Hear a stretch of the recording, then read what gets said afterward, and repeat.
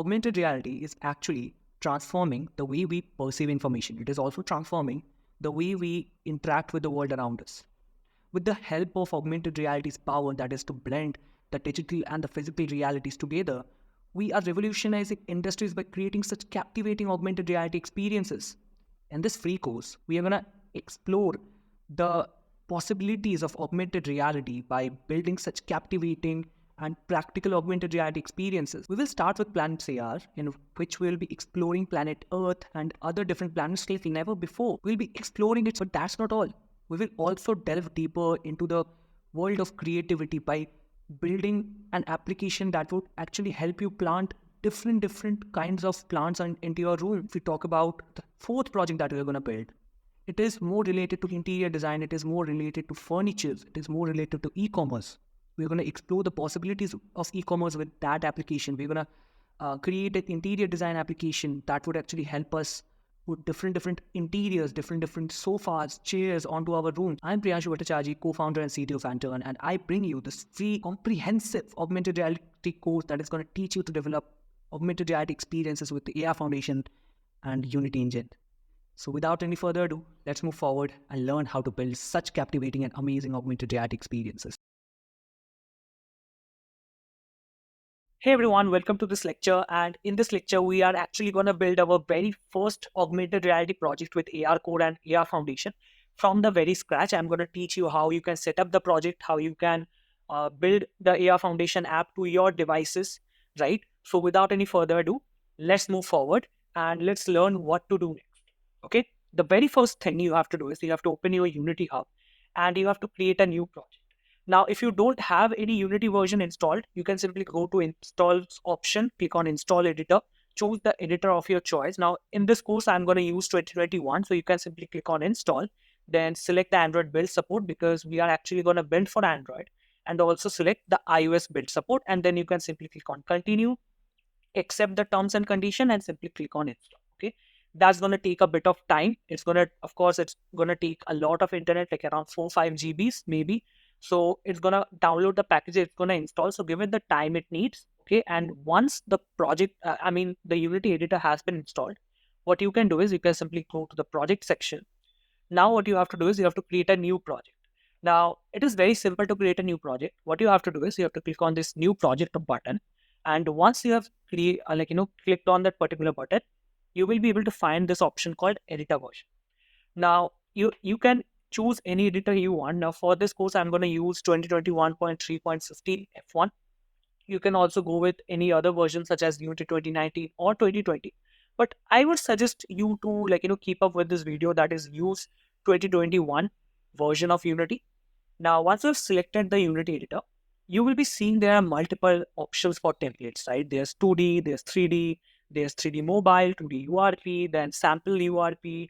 I think there's HDRP also. Then there's a lot of examples that Unity has already coded for us, that Unity has already given us. But for now, for this video, we are gonna go with a blank project, and we are gonna select 3D core because we want to have the 3D functionalities. Now, if you want to build any sort of 2D game or anything, you can simply select the 2D core option. But for this video, I'm gonna go with 3D core as we are gonna need the 3D version of the editor. Once you have selected that 3D core option, what you have to do is you have to change the project. Now you can change the project name to anything. I'm gonna keep it Planets AR. You can also keep it anything you want. And you can also change the location of the project if you want. Okay, and then simply click on create project. That's gonna start the process and it's gonna create the project for you. Okay. Now, once the project has been created, you will see this editor. Now this editor is called Unity Editor. Now within this editor, now what we have to do is we have to set up the project. Okay, we have to set up this Unity editor so that it is able to build for Android devices and it should be able to support augmented reality. Okay, now just clear out your head now. Okay, just clear out your head and listen to me. Now the very first process that you want to go through is switching your platform and setting up the project. The reason is you can set up the project later on also after importing the assets, doing everything. But the reason why you should set up your project at the very first, because let's say I have added multiple assets in the project folder. Okay, so what's going to happen is, let's say I remove the graphics API, I switch my build platform. The switching part, the setting up part is gonna take a much longer time. Okay, and definitely we don't have that much time to wait for it to build and switch the project and all the process it needs to be done. So that's why you should always set up your project at the very first, then only import the required assets. So let's move forward. The very first thing you have to do is you have to click on File, go to Build Settings. Now, in the build settings, you'll be able to find multiple options in here, like there's Windows, Mac, Linux, dedicated server, Android, iOS, PS4, PS5. Now, now I want to build for Android devices only, so I'm going to select Android, but you can also build for iOS devices if you want. Now, there's one thing that you have to keep in mind, okay? The code base will be very much similar because we are going to use AR Foundation. Now, AR Foundation makes it easier for the developers to build for both iOS and Android. How? It provides two plugins called AR Kit plugin and AR Core XR plugin. Now, AR Kit is supported on iOS devices and AR Core XR plugin is supported on Android devices. So, if you want to build for iOS, you can simply install AR Kit, and if you want to build for Android, you can simply install AR Core XR plugin. Okay, that's it. Nothing much, nothing too complicated. But again, like, if you want to use AR Core on iOS devices, that's also possible. You just have to install the application from the App Store. I think it's called as Google Services for AR Core, or maybe it's called AR Core. I'm not really sure, but there's a plugin for that. So you can simply install that within your iOS device and simply, like, work with it, build the applications in there. And again, if you do this, want to do the same for Android, that is built for AR Core, then make sure your Android device supports AR Core. Okay, there's a whole list where you can find if your device supports AR Core or not. And if it does, what you can do is you can go to Play Store and search for Google Services for AR. Okay, the link will be down below in the description. You can simply, like, search for the app, or you can go through the link that will be given in the description and simply install that particular app. Because without that, the AR Core app won't work on your Android device.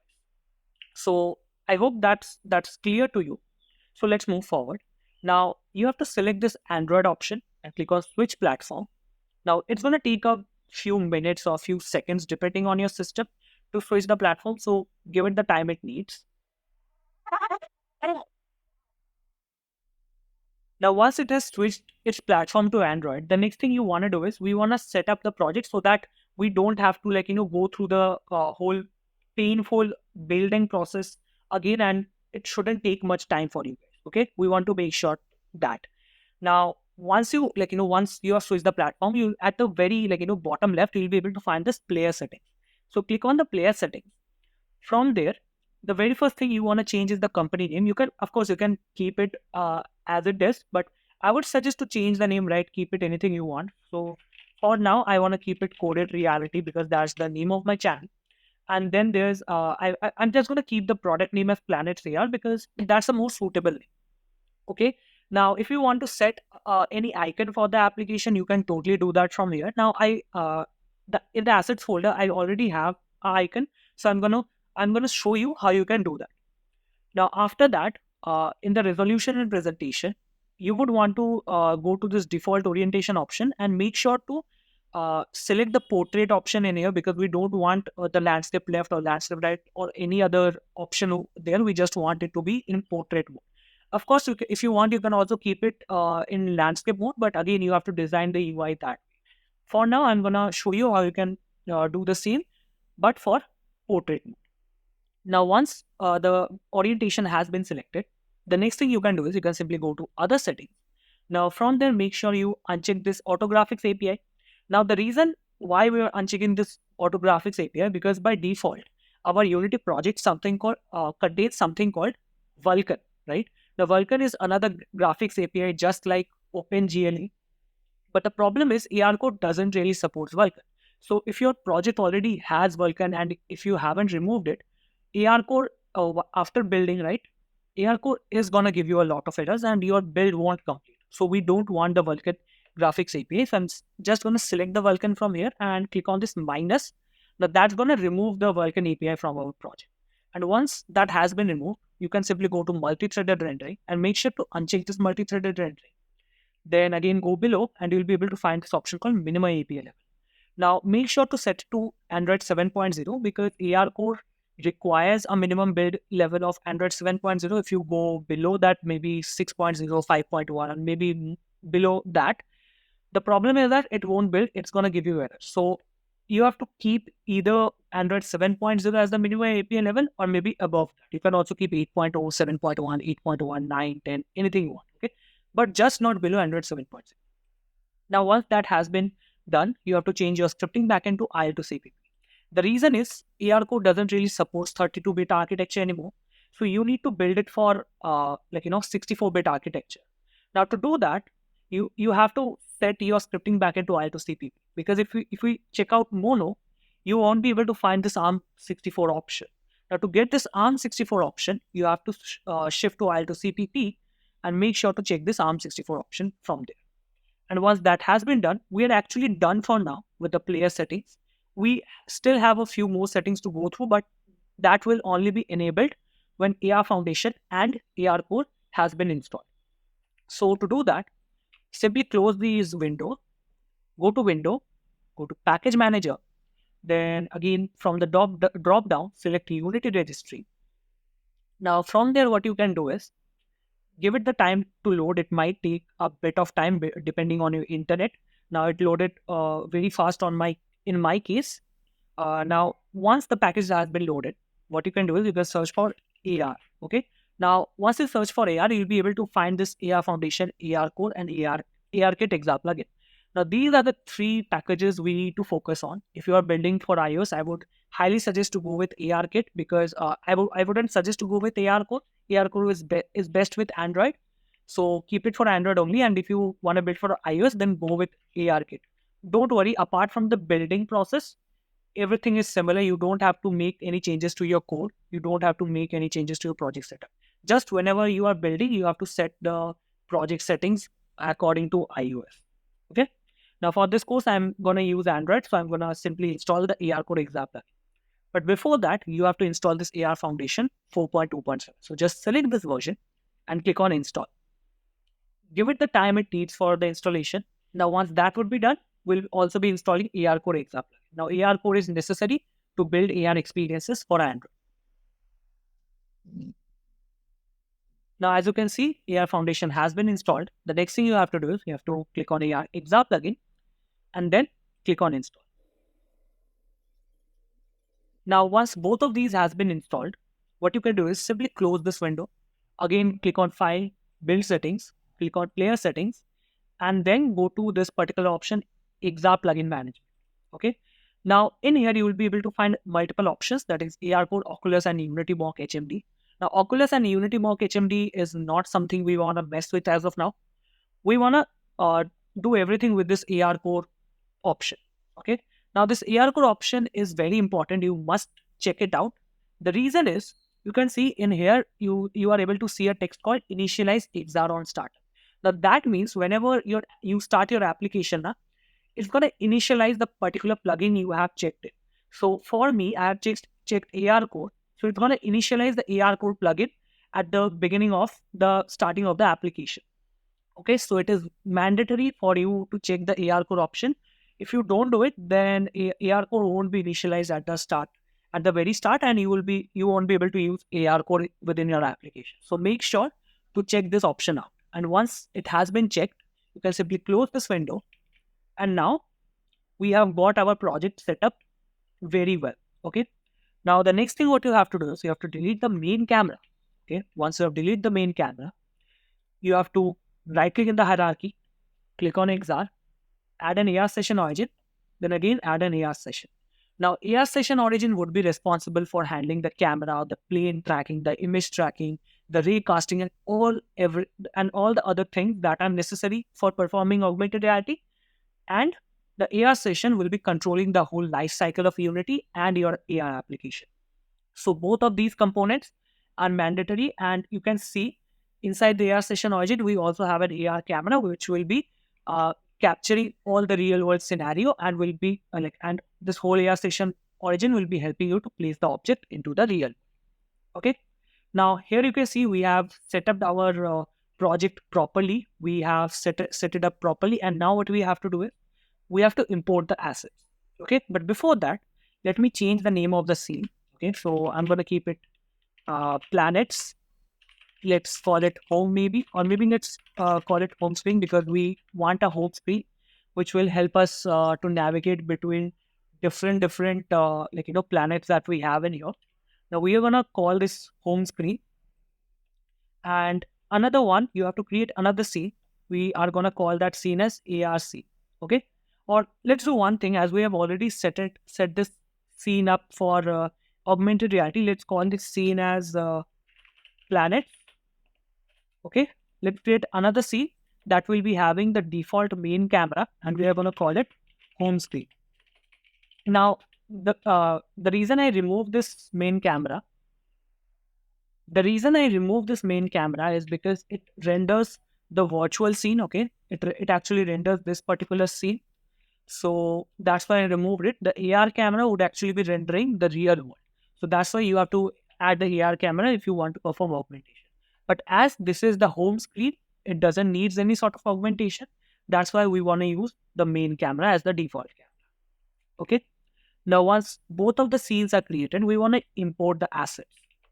Okay, we simply want to import the assets. Now I already have, if you see here, I already have a folder created in where I am having all the Unity assets stored. Now this is the planets AR assets that we want to import. It's again fairly simple. Right click in the project setting, click on import, click on custom package. I simply import this planets AR assets. Now again, you can do the same by simply dragging and dropping all the assets in here. So both of the way works. Choose the one you are comfortable with. Now, once you have dragged and dropped the, or maybe imported the package within your Unity screen, you will be able to find this particular window. Now you have to simply click on the import option. That way, all the textures, all the files that are included in the package will be imported in your project file. So give it the time it needs. Yeah. Now here you can see that we imported our project. Now inside the asset folder, you will be able to find textures. Then there's planet textures that will be containing all the textures for the planets. Then there's UI texture that will be used for our user interface. Here you can also see that we got a logo. Now we will be using this logo also. That I also have a model for the Saturn. So we will be using all these in our project to get everything set it up. Okay. So once the assets have been imported, the next thing you want to do is, let's create the UI first. Okay, let's create the user interface first. Then we are going to move on to the. Then we are actually going to move on to our augmented reality scene. Okay, so now once the home screen has been created, simply double click on it to open it. Then what you have to do is you have to right click in the hierarchy, click on UI, add a canvas. Okay, now the canvas is actually going to help us to create UI for this whole scenario. And go to your game window and make sure to change it to some portrait. Okay, now I actually already have some preloaded templates for myself. Now if you want, you can also do the same for yourself. You can simply click if I show you, click on this option, right? And you'll be able to find this plus sign. If you click on this plus sign, you can name the device, you can add its width and height. Okay, that way you will be able to get the proper mode or the proper device you want to use. Now, for me, I'm gonna use this OnePlus Nord CE2 Lite for myself. You can use any other UI you want. Okay, or let me select something in between. Maybe, yeah, Redmi Note 9 seems much better. So I'm gonna go with Redmi Note 9. Now here you can see that it's a blank canvas. Okay, and inside the canvas we don't really have anything. And also this is a really good feature that we have in Unity. If you click on this 2D option, you will be going on to the 2D mode. And once you go on to a 2D mode, you can double click on this canvas object and you can zoom out, or you can bring the canvas to your focus. This is a very useful feature that I think you should know about. Okay. Once you've instantiated your canvas, once you've added your canvas, what you can do is you can simply click on the canvas option. Then at the inspector, you'll be able to find this canvas scaler. Okay.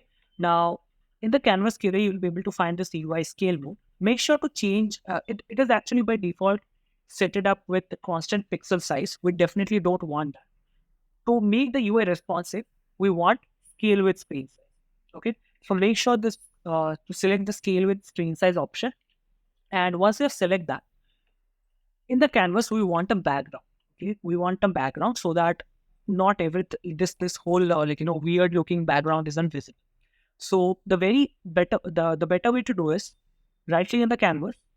You can either go to UI, add a panel in here, right? Or what you can do is you can simply add an image in here. Okay, we can also add an image, like go to UI, add an image in here, and then change the name of your image to background. Now, once you have selected the image, you might find this option called direct transform in the inspector if you select the image, right? And in there, you will be able to find a small box, right? So click on that box, press Alt in your keyboard if you are on Windows, and press Option on your Mac. So once you click the Alt button or Option button on your device, you can simply at the very bottom right, you'll be able to find the stretch option. So simply click on that stretch option, and you will be able to see that it has filled the whole image in there. Okay, it has filled the whole background. So we want to keep it to white as of now. And if we go to our assets and go to the textures option and click on UI textures, you'll be able to find this background. Okay, now what you can do is, now basically the assets are already set to texture type to sprite 2D and UI. But let's say if you import some other import some external image by yourself, you will be able to see that it will be set to this default option. Okay, now if it is set to default, just change it to sprite 2D and UI, because that's the option we are going to need. Now once you have selected the background, make sure to drag and drop this background image from the UI texture in here. You can see that we got a pretty neat and clean background for our UI. Now, once you have selected this particular background, you can add another image. Let's click on UI. Let's add an image. Now, this is going to be our heading. Okay, that is, it is going to contain the title for us. So I'm simply going to drag and drop this home header and click on set native size. And now reduce the size to maybe 0.5. Yeah, 0.5 seems much better. And to anchor this, right, without anchoring, this this planet's AR logo won't really be responsive. So you have to anchor it to the top. To anchor it, simply click on the heading, press Alt in your keyboard, open this option, anchor presets option in here, just simply press on the top. That way you will be able to set the this particular anchor to the very top. Now let's say if we change the resolution or maybe change the UI, you can see that it is adapting to the particular interface. Okay, and that's what we want. Now, once you have added this particular heading, we also have to add a few buttons to navigate between the planets, right? Now, again, it's pretty simple. First of all, I would like you to create an empty container. That way, it would be much better for us to handle all the UIs. I mean the UI buttons. Let's name it button handler. Now, what you can do is you can simply click on this button handler. Again, press Alt in your keyboard and make sure to stretch it out to the very top. And you can reduce or maybe change the top value by something 250 maybe. Yeah, change the top value to 250. Now what you can do is you can keep on adding the buttons in here. Okay, and let's do it. Let's add this button handler. Let's click on this button handler, add a UI. Let's add an image in here. Let's anchor this image to the top, and let's reposition this image. Maybe let's move change the width and height to maybe 200. That would seem much better. Yeah, totally much better. And let's make it to 200. Okay, and minus 150. Now this looks this definitely looks much better. And let's change the image size name to maybe Earth. Okay, now let's try minus 200. Yeah, this looks much better. Let's duplicate the button and put it to maybe the side, right? Let's put it to the side like this and change it to minus 200 and again minus 200. That way we got two different buttons for our planets. Okay, now you can change it to maybe Mars, right? Similarly, you can do the same thing for other buttons, right? So for now, I'm just going to keep these two buttons. What you can do is you can replicate much more buttons in here. Like I already have options for Jupiter, Saturn, Uranus, Venus, and other planets too. So you can definitely do that. For now, let's keep these two buttons only. And the next thing you have to do is you have to select the Earth button, drag and drop this Earth texture in here, and again select the Mars button and drag and drop the Mars option in here. Now, definitely it seems like the spacing is too much. Let's increase the width to maybe 400. How about 350? Yeah, 350 seems much better. And the next thing you can do is, as these are images, right? These doesn't have the capability of button. Now, what you can do is select both the images, click on add component, and add a button component into onto these images. Right now, if you click on these images, the buttons like these images will be clickable. Okay, so you can click on these images and set any functionality you want for. Now, once we got the Earth and Mars button sorted out, we have to create a new UI. Okay, sorry, not UI exactly, but a new scene. So I'm going to call this planet scene to Earth. Now, once I've opened this Earth scene, what I can do is I can create a new sphere. Okay, that's going to contain the Earth planet. So I'm going to reset its transform, set the Z value to 5 or maybe how about 2? 2 seems much better. Maybe let's keep it to 4. Yeah, 4 would be much, like 4 would look much better. The next thing you want to do is rename the sphere to Earth and then create a new material. Okay, so I'm going to create a new folder called material. Now I'm going to create a material called Earth. So, and then simply drag and drop this Earth material on top of that Earth object. Now, if you change the color, you will be able to see that the object is also changing the color according to the material. So that means our material has been applied properly. Once the material has been applied, what you can do is you can simply search for the Earth texture. Now we already have this 2K Earth day map. I'm going to select that, and you can see that we actually got the Earth texture in here. Now it might seem that it's a bit too flashy. You can definitely skim through the shaders that we have. You can search for you can simply click on this drop down option, search for unlit, and you can set it to texture. That way you will be getting this option, but it definitely looks much more dull. Let's go for legacy shaders. Let's try diffuse. Yeah, this one looks much better. But I think the standard one was looking better, so let's keep the standard one only. But if you want to reduce the smoothness, you can definitely do that. Let's keep it to maybe 0.4. Yeah, 0.4 seems much better. And now you can see that we got our Earth properly set it up. Now, what you can do is we want this Earth to rotate, right? Because of course Earth does rotate. So we have to write a new script. Okay, that script would actually be helping us to rotate the Earth. Now, again, it's pretty simple. So create a new folder called scripts folder. Now, inside this scripts folder, what we want to do is we want to write a script that will actually rotate the Earth on its axis. So I'm going to create a new script. Let's name it rotation controller. Okay. So let's give it the time to compile. And once it has compiled, just open the script in your IDE. I'm using Visual Studio. You can use Visual Studio Code, Sublime Text on any IDE you are comfortable with. Now, once the script has been opened, we want to create a public variable called public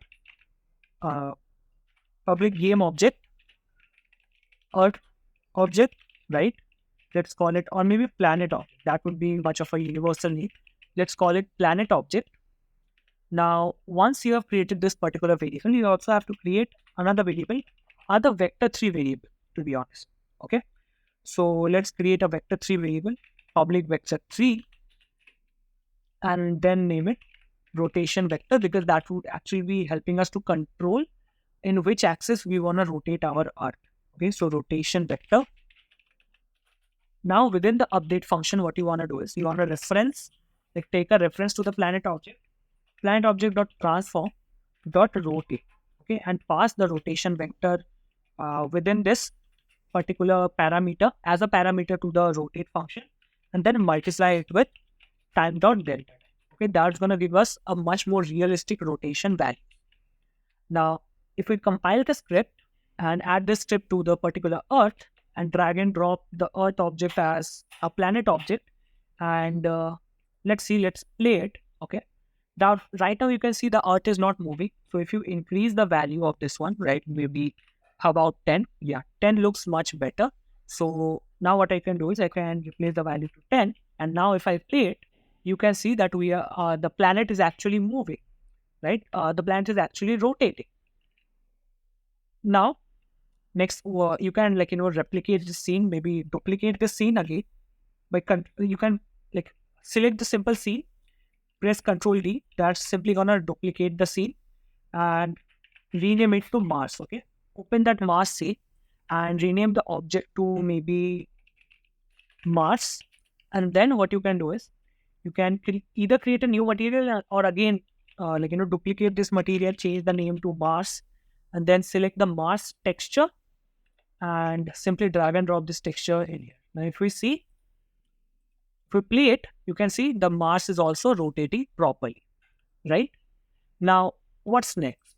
Okay, what's next? If we open this particular scene, if we go to the home screen and if we press on this particular button, we must be able to switch between scenes, right? If you press on Earth, then we should open the Earth scene. If we press on Mars, then we should open the Mars scene, definitely, right? But it's not doing it right. So what should we do? Now, to perform that, we actually have to create a new script that would actually help us to switch between scenes. Okay. So again, it's pretty simple. Create a new script and call it scene controller. Okay. Now this scene controller will actually be having a method to switch between the scenes. So open this particular scene controller. Now you have to add using a directive. So using Unity engine dot scene management.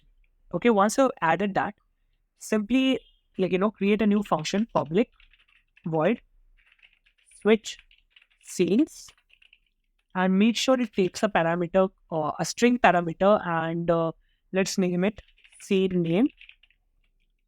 Once you've created the parameter, the next thing what you have to do is you have to give a second. Okay, manager.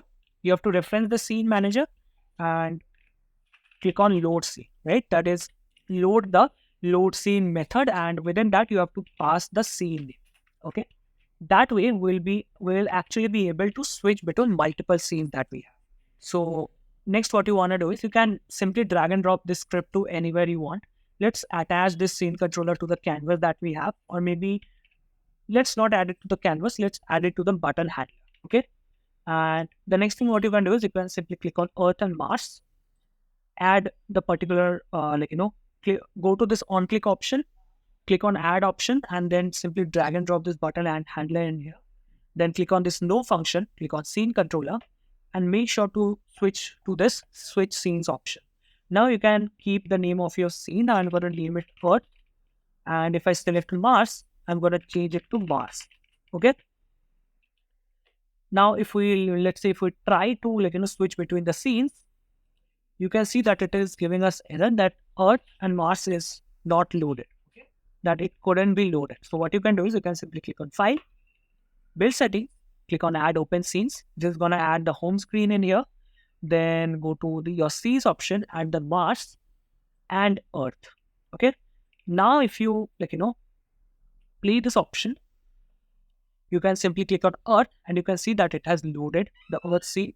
But again, there are no option for going back, right? We also have to add the option to go back to the home screen. Again, you have to do the things the same way. It's pretty simple. Okay, it's not too hard. So right click on the hierarchy, create a new canvas, change its UI scale mode to scale with screen size. Then what you can do is you can simply add an image. Now this image would be acting as a button, right? So I'm going to add the back texture in here. So you can see I added the back button texture. I'm going to click on set native size and reduce the size to maybe 0.2. Let's see how does it do. Not 0.2, definitely not 0.2, maybe 0.5. So 0.5 would be too big. Let's go for 0.4. Yeah, 0.4 seems much better. and then click on the select transform, select the anchor presets, press Alt on your keyboard and anchor it to the top. Okay. That way you'll be getting this particular button, and you can maybe, how about we keep it 150 and minus 100 B. Okay. So that way we got the button in here. Now again, what you can do is you can simply add a button component. You can add the particular script in here, that is the scene controller script to the canvas. Click on this, like add an option to the on-click function, drag and drop this canvas in here. Then click on scene controller, click on switch scenes and give the name of your scene where you want to switch. Now again, what you can do is you can simply copy this too, right? Make sure to copy the canvas and the event system. Without the event system, your clicks won't be registered. Now you can go to the mask scene, add these two in here, and just check if everything's fine. So you can see that everything is loaded as it should be. Now if we play this, you can see that we are able to navigate back and forth between the scenes. Now, this is it for this lecture. Okay, we actually created a fully functional AR application, and I'll be adding a small demo to this application at the very end of the video.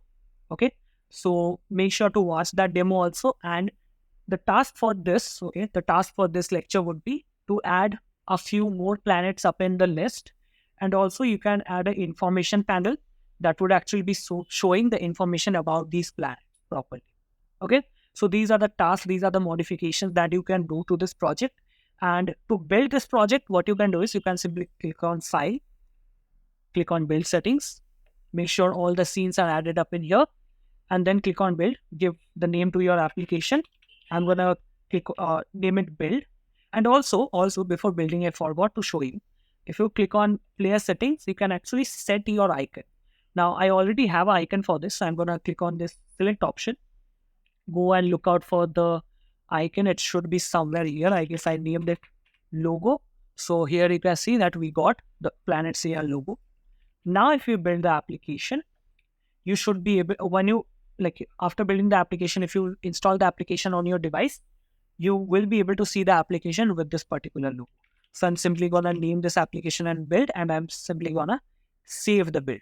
Okay, so it's going to take a few minutes to build the application for you.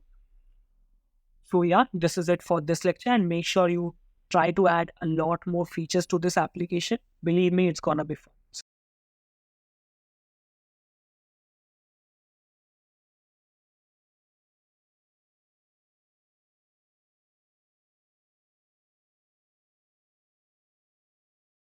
Hey everyone, welcome to this lecture. And in this lecture, I'm going to teach you how you can build an augmented reality based simulation of a jet turbine. Sounds amazing, right?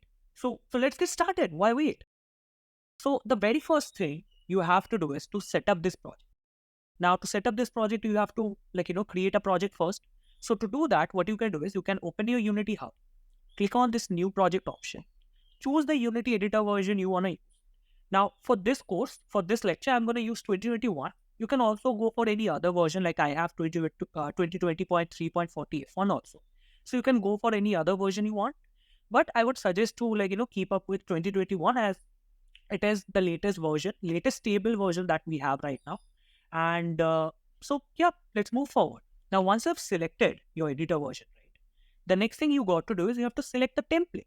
Now, of course, there are multiple templates. There's 2D template, 3D template, 2D URP, 3D mobile, then 3D URP, 3D sample scene URP, and many other templates that you can download.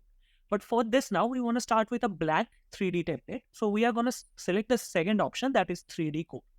Now, once you have selected that particular option, you have to name your project.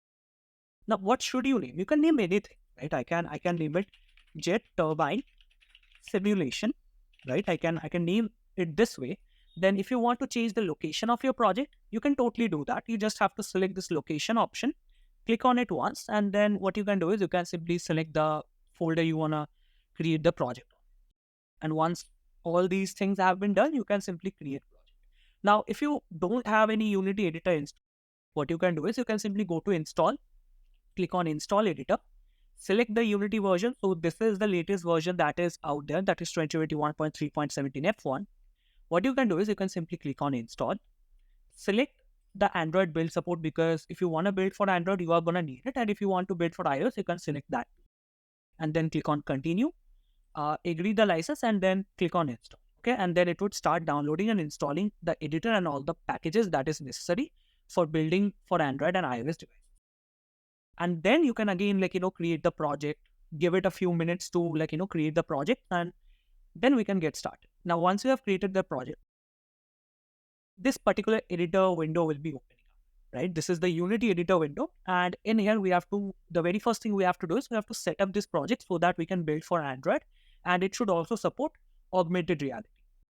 Now, you already know for all these 4 projects that we are going to develop, we are going to use something called AR Foundation and AR. So AR Foundation is more of like a universal package in where you can add the AR kit and AR code plugin that would actually help you build cross-platform AR applications. So now, before setting up all of that, okay, what you have to do is you have to click on File, click on Build Settings, and then switch to the Android build if you are building for Android. Or if you are building for iOS, you can simply switch to the iOS build. Okay, but for now, we want to keep it to Android only. So what we are going to do is we are going to select the Android build and then click on Switch Platform. Now, this is a small tip that I always follow. Basically, what happens now, if there are already assets available within your editor window, that is within your project itself, it's going to take a lot more time to set up this whole project, okay? Because it's going to convert all the materials, all the assets to the related versions. And to avoid that kind of time, what we want to do is we want to switch to the build platform, set up everything at the very first before importing all the assets that we have. Okay, so that's what I do always, and believe me, that saves me a lot of time. So I would recommend you guys to do that. Now, once your platform has been switched, the next thing you can do is you can simply click on player settings. Now, from player settings, you can change the company name. I'm gonna change it to Coded Reality, okay, because that is my channel's name. Then you can change the product name to maybe Jet Turbine.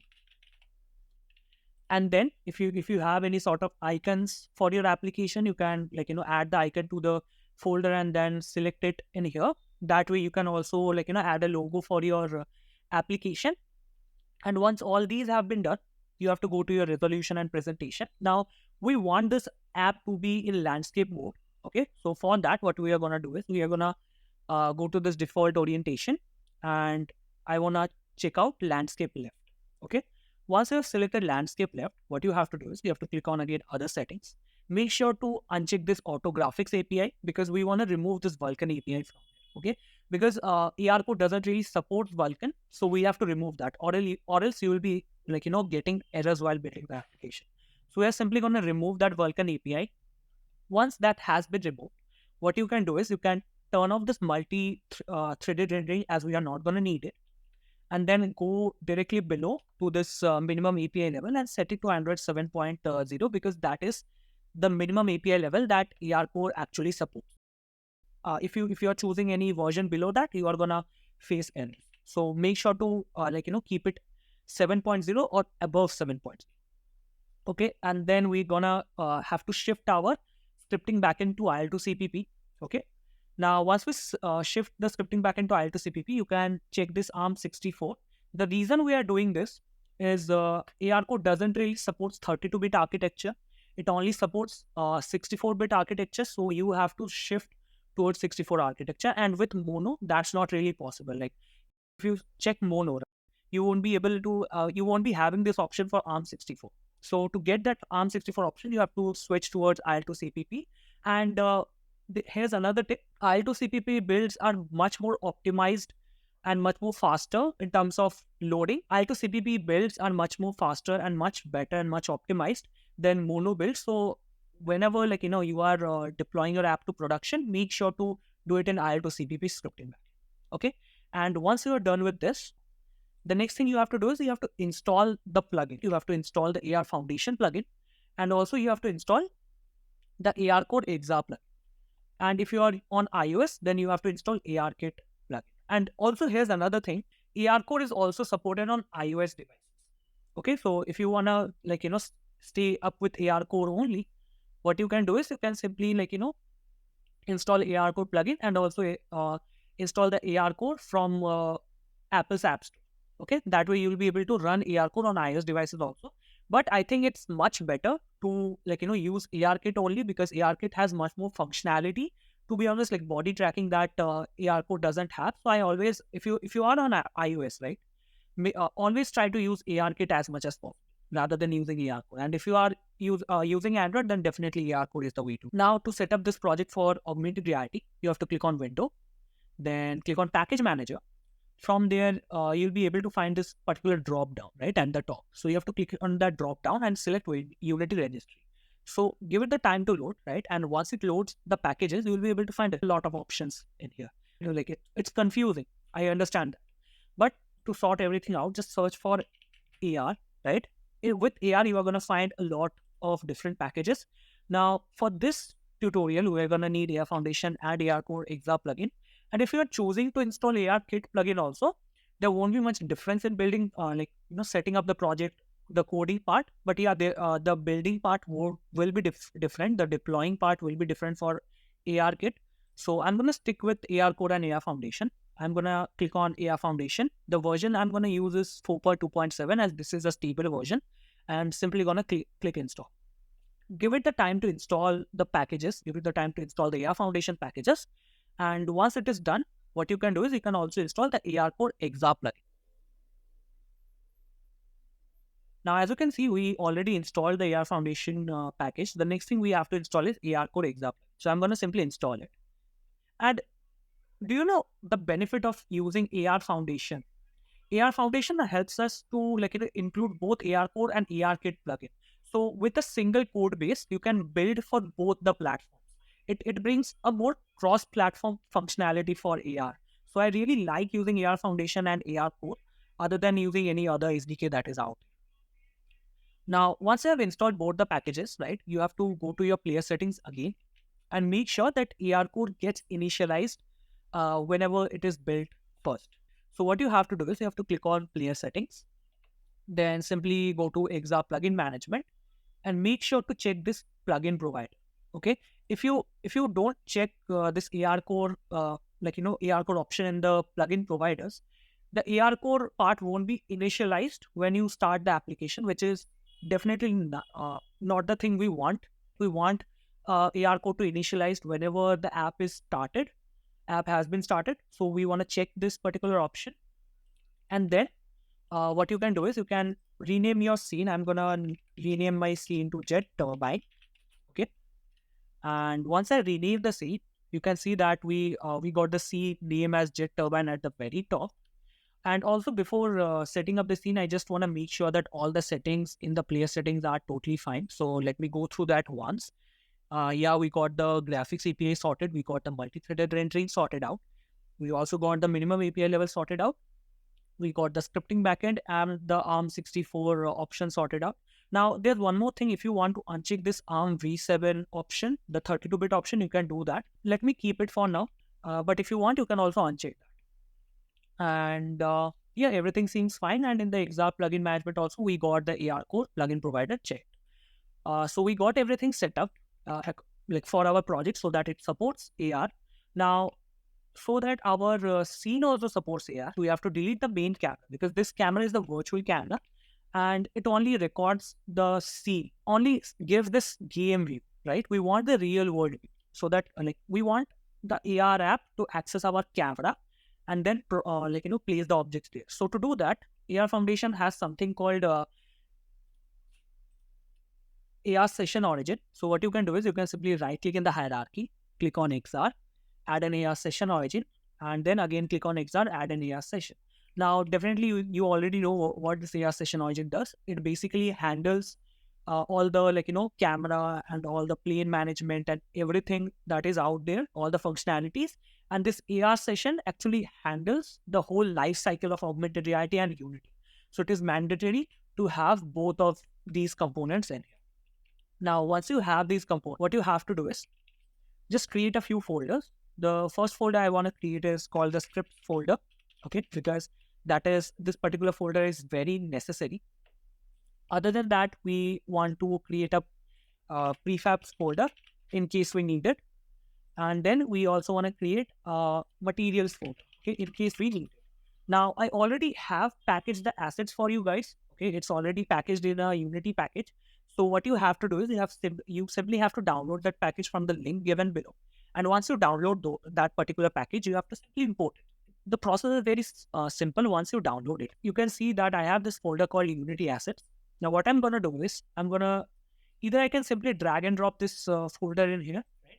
Or I can simply click on import package, select the custom package, go to the location of the folder and simply open it. That way, you can see that we got a lot of options in here. You don't have to get confused between these options. What you just have to do is you have to click on import. Okay. Once these packages are imported, now you will see an assets folder. Now within that asset folder, there is an audio file. Another one is this jet engine folder, which contains the prefab for the jet engine. Now, what you have to do is you have to simply drag and drop this jet engine in this particular hierarchy, and you will be able to see that this particular jet engine has been positioned correctly.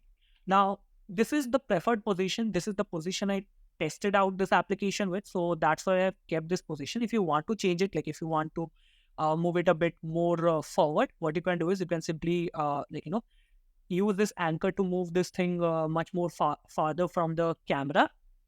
For now, I would just want to keep it to 2 as it is much more of a preference. And then I have made the rotation to 90. Okay, you can also keep it that way, but I would suggest to keep it to 90 or maybe 180. Okay, if you want to see the front view directly from the camera. But for now, I just want to keep it to 90. That way, I'll be able to get the broader view. Okay, and now here you can see that we got our project setup. We got the jet turbine in here. What about the functionalities? We need to code something. Right? We just don't want to augment this. It's pretty simple. We just don't want to augment this thing. What we want to do is just a second. Right? Just a second. Here you can see that this AR session origin is at the top, right? So we don't want it at the top. We want it at the center. So what you can do is you can simply click on this transform. Like click on this particular AR session origin. Go to the inspector, and in this transform, you will be able to find this 3 dots. Click on that and simply reset the transform.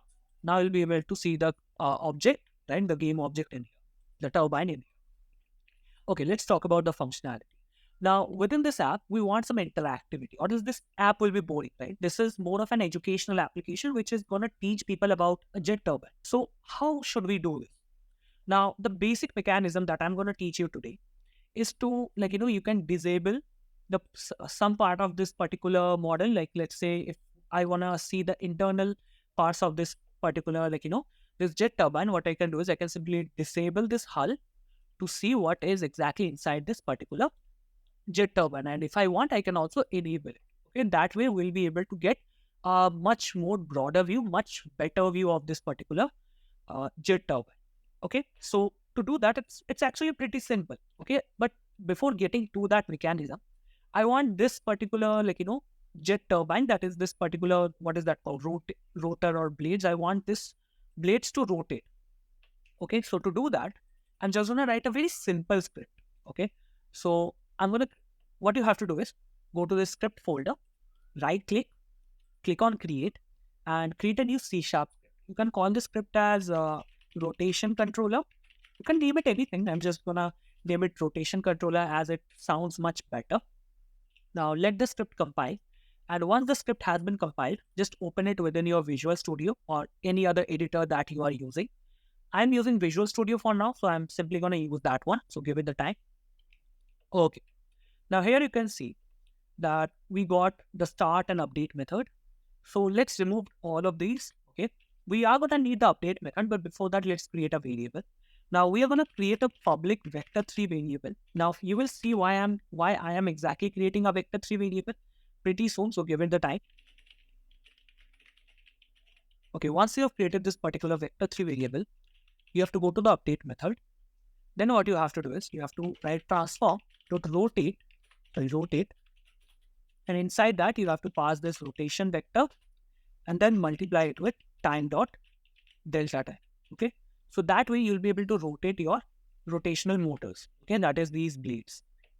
So let's give it the time to load. Yeah. So as you can see, once we got this particular script loaded up, compiled, What you can do is you can search for the turbine, and then that is this blade. Let me show you. It should rotate something like this.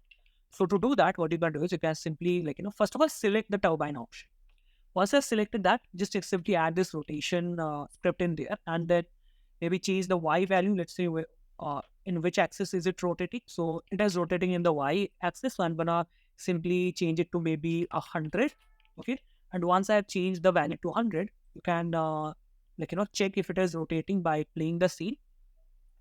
So let's see. As you can see that we are able to rotate the particular jet turbine in a certain direction. Okay, so our jet turbine is rotating. It seems more realistic now. Let's add the other functionality, that is enabling and disabling the objects in here.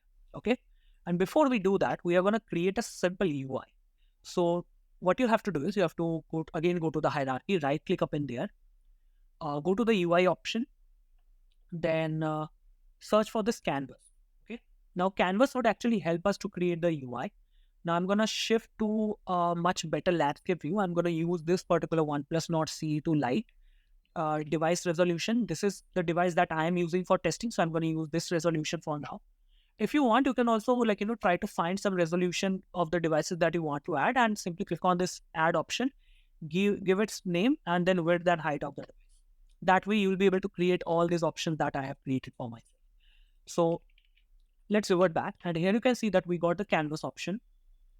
Now in here you'll be able to find something called canvas scaler. From there you'll be able to find this UI scale mode. Make sure to change it to scale with screen size. Once you have changed it, this would actually help you to make the UI much more responsive. Now, once you have changed the canvas scaler option, create a button. Okay, so I'm going to create a button text mesh pro. Now, if you're creating a text mesh pro button, it should prompt a TMP importer. Simply click on import TMP essentials, give it the time to load. Once that particular thing has been loaded, just edit the button once, right? Just see if you can resize it a bit, just for make it to look much more cleaner, much more better. So I'm just gonna do it this way. So, yeah, this one looks much better. Let me center it, right? So I did center it. Now what I'm gonna do is I'm gonna maybe reduce the scale a bit, maybe 0.5. Yeah, 0.5 looks much better. So let's change it to, okay, let's change it to 0.8. Yeah, this is much more visible. Yeah, 0.8 is much more visible. And then what you have to do is simply click on this rig transform option. From there, press Alt in your keyboard. Okay, if you are on a Windows PC, press Alt, and if you are on a Mac, I think Option is for an alternative for Alt. So you have to click on Option, and then you have to select this particular option so that it anchors to the bottom right. Okay, now once it has been anchored, what you can do is you can maybe increase the position a bit. Maybe let's see. Yeah, this looks much more cleaner. And let's name this button as Hull. Okay, let's copy the name and again do the same, add this same for the text and make it a bit bold. Yeah, this particular button looks much more clean, right? Doesn't it? It definitely looks much more clean. If you want, you can also create a much much better button through Figma or maybe some other UI designing tools. I'm going to use the default one that Unity is providing. Now I'm going to duplicate that particular button, right? And let's see what else do we have. We have the tubes. Okay, we definitely want to disable and enable the tubes. So I'm going to give it tube. Okay, so we got the tubes in here. Now, again, go change the text of it to tubes. And then here's a pretty neat trick that I really like. Just add this to maybe 120, maybe 110. This value actually depends on the UI. So I'm going to add it as 110. Now I'm again going to duplicate it, right? Let's see what else could we add. We had something called grid. Yeah, we got the grid. Now I'm also going to change the name to grid. Then again minus 110. And then again change the text to grid. Okay, just a second. Yeah. So once I've changed the text to grid, I also add another button for the pistons. So I'm going to simply duplicate it, name this button pistons, copy this, again go to the text, change the text to pistons, then select the button again, add 110 there, and you can see that we got all the buttons positioned properly. Okay, now if we, let's say, change the UI to something else, you can see that it is pretty much responsive and it is, working flawlessly as it should. Now, once these buttons are added, okay, what you have to do is you have to make sure that once you click this button, it should disable and enable the objects that we have. To do that, we have to create a script. So right click in the project folder, that is the scripts, then click on create and create a new script. Let's call it mesh. Here, just a second. Mesh toggler. Once you have created the script, let it compile. Okay. So the script is compiled. I have opened it. The very first thing you have to do is you have to create a variable called game object. Okay, and name it. Naming a variable is really hard for me. It takes a lot of time. Okay, let's name it turbine object. Okay, and once I've added this particular variable, the next thing you have to do is you have to create a boolean value. Okay, let's keep it private for now. So private boolean, and let's name it is active.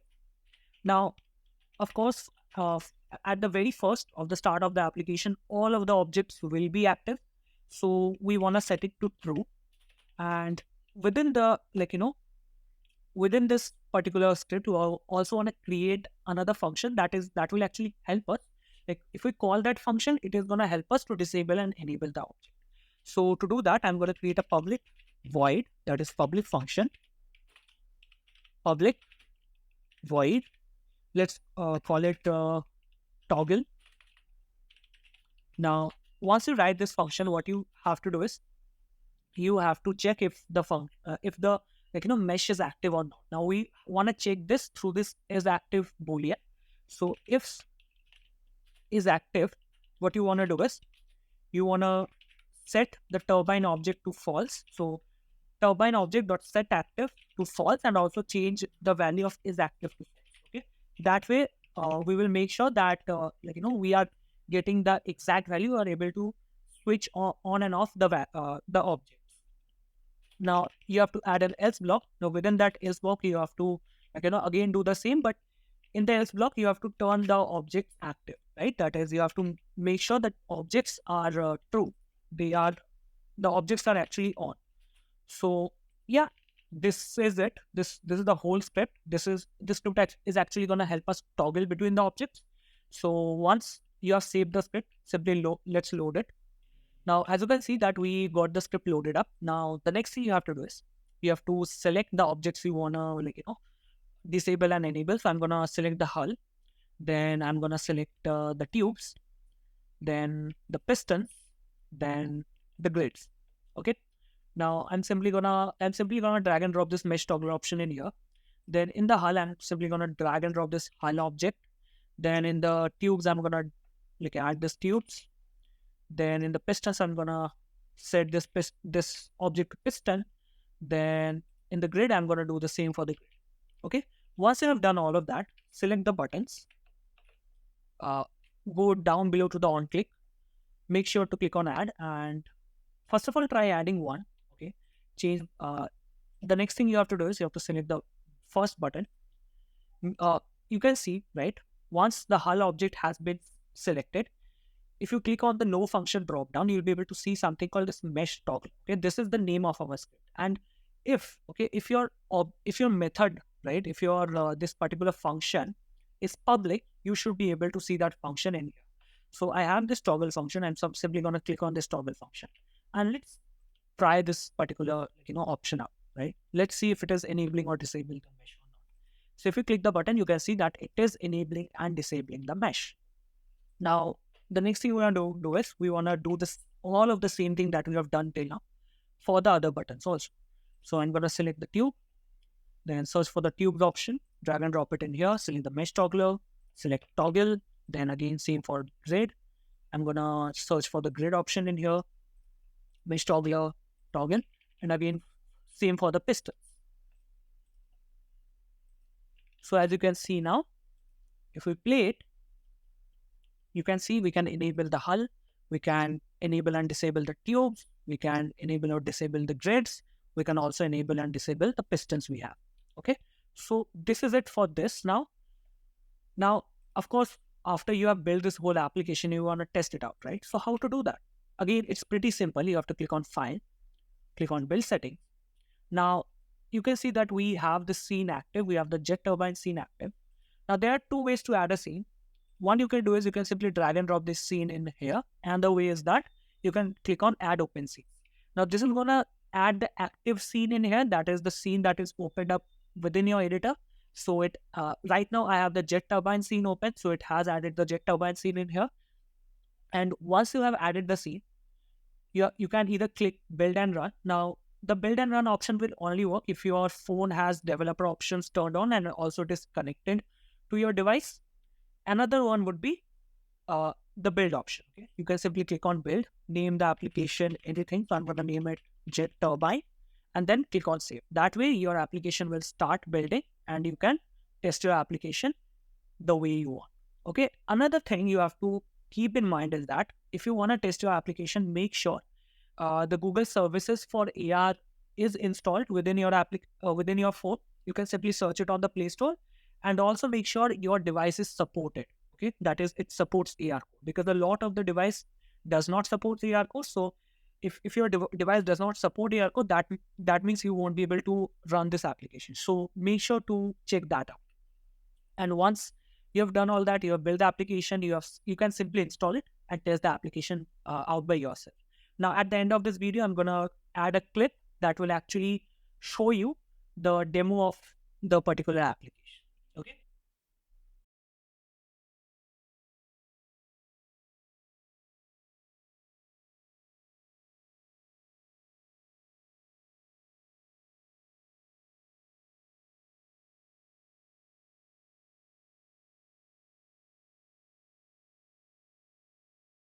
So in this lecture, we are actually going to build an augmented reality application that would actually help us plant multiple different plants on our surrounding area. All right. And to do that, we are going to use some specific features such as raycast and AR plane managers. So without any further ado, let's move forward. And to get started with the project, I want you guys to create a new project with the Unity engine. I'm using the same version that I was using in the previous project. So I would suggest you to go with that same version. So right now, what we have to do is we have to integrate the AR Foundation and AR Core package. And I already know you guys already know it, but let me show you how you can do that again.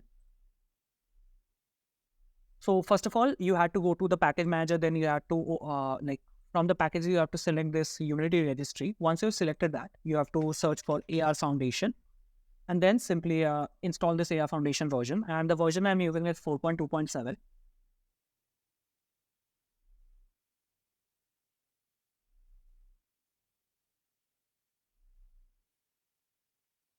Okay, so now that we have installed the AR Foundation plugin, what we have to do is we have to also install the AR Core plugin.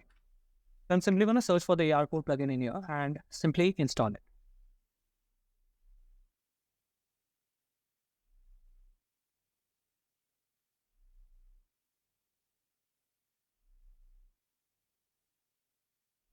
So now that you have installed the AR Core plugin, what you have to do is you have to set up your project so that you are able to build it for your Android devices. So go to File, click on Build Setting, switch your platform to Android.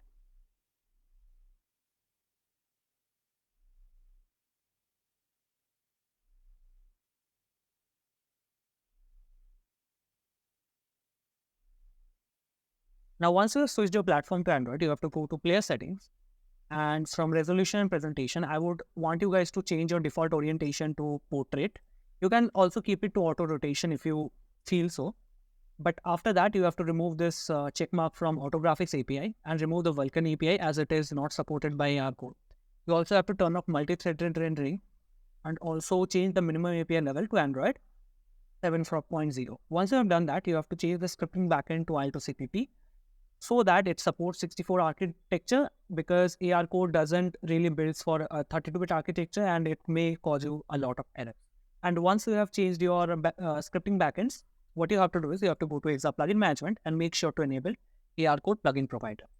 Once you have done all of these, delete the main camera from your scene, then click on XR, add an AR session origin, and then again add an AR session.